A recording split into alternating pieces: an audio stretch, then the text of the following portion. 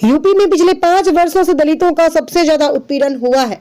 राजेंद्र गौतम, उत्तर प्रदेश के मेरठ में एक दलित परिवार की महिला की बेरहमी से हत्या कर दी गई और उसकी बेटी को किडनैप कर लिया गया। इस संदर्भ में आज दलित कांग्रेस के अध्यक्ष राजेंद्र गौतम पत्रकारों को संबोधित करते हुए कहा कि उत्तर प्रदेश में पिछले 5 सालों में दलितों के खिलाफ सबसे ज्यादा उत्पीड़न के मामले सामने आए हैं। हालात यह है कि देश के 5 भाजपा शासित राज्यों उत्तर प्रदेश, मध्य प्रदेश, राजस्थान, महाराष्ट्र और बिहार में दलित उत्पीड़न की 70% घटनाएं होती हैं। चौंकाने वाली बात तो यह है कि सिर्फ उत्तर प्रदेश में ही दलित उत्पीड़न की 26% घटनाएं सामने आती है।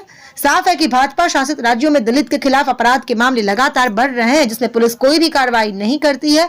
दलित उत्पीड़न रोकने के लिए 2025-26 में सिर्फ 483 करोड़ रुपए का बजट दिया गया है। ऐसे में जब सरकार बजट देने में ही कंजूसी करेगी तो न्याय कैसे मिलेगा? साथ ही इस विषय पर दलित कांग्रेस के अध्यक्ष राजेंद्र गौतम एमएलए ने कहा, अपराधी अगर दलित, आदिवासी या पिछड़े वर्ग से हैं तो 24 घंटे में उसके यहाँ उत्तर प्रदेश मुख्यमंत्री का बुलडोजर चल जाता है। हमारा मानना है कानून को अपना काम जाति और धर्म देखकर नहीं करना चाहिए। अगर ऐसा किया गया तो देश कमजोर होगा। हालात ऐसे है कि खुद सरकार ने ही 2022 के बाद दलित उत्पीड़न का डाटा सामाजिक नहीं किया। यह पूरी तरह से सरकार की सफलता है।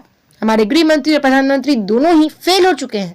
देखें स्टार न्यूज प्लस के लिए नई दिल्ली से डायरेक्टर राजीव चंदेल की ये रिपोर्ट। अपराधी अगर दलित है, पिछड़े वर्ग का है, माइनॉरिटी का है, तो बुलडोजर 24 घंटे के अंदर उसके घर पे चल जाता है।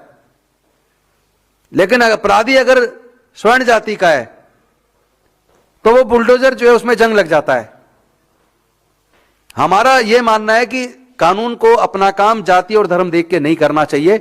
मैं यहां जातिवाद को बढ़ाने की बात नहीं करूंगा। चाहे स्वर्ण जाति हो, चाहे पिछड़े वर्ग के लोग हो, चाहे दलित वर्ग के लोग हो, सब इंसान है, सब भारतीय हैं। सबको अपने देश के संविधान की और कानून की इज्जत करनी चाहिए। सबको एक दूसरे के अधिकारों की रक्षा करनी चाहिए, एक दूसरे के अधिकारों का रेस्पेक्ट करना चाहिए। हम जाति के आधार पर अगर देश को बांट देंगे, धर्म के आधार पर बांट देंगे और कानून जाति और धर्म को नजर में रख के अगर अपना काम करेगा तो निश्चित तौर पर इससे भारत कमजोर होगा। अभी आपने देखा यह घटना तो हुई है। यूपी में दिल दहला देने वाली वारदात, बेरहमी से हत्या कर सब जलाया, पुलिस ने आग से निकाला। यह घटना देख लीजिए, यह 6 जनवरी की घटना है, ज्यादा पुरानी नहीं है। और यह घटना भी मेरठ जिले की है। इसमें भी एक दलित व्यक्ति को खुलेआम पकड़ के मारा और मार के उसके शव को जलाने की कोशिश की। दूसरी घटना ये बिजनौर की है, 7 जनवरी की है। इसमें खुलेआम बिजनौर में इंसानियत शमशार दवाई लेकर लौट रहे एक वाल्मीकि समाज के युवक को जूते चप्पलों से बेरहमी से मारा। तीसरी घटना यह भी 6 जनवरी की है और यह भी मेरठ की है।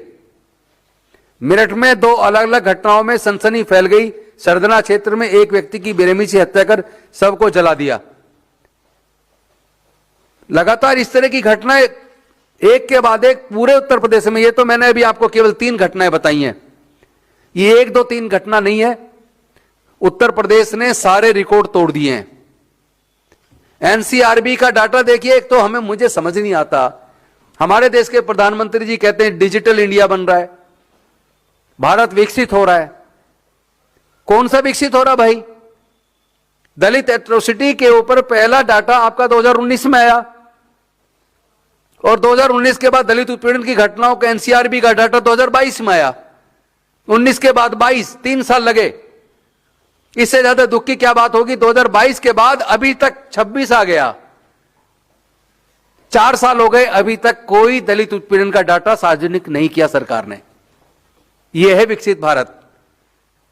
इतने तरक्की कर गया भारत की, 4-4 साल हो जाते हैं हम उत्पीड़न की घटनाओं को जनता के सामने या संसद के सामने रखने में भी हमारे जांच एजेंसियां पूरी तरह विफल हैं।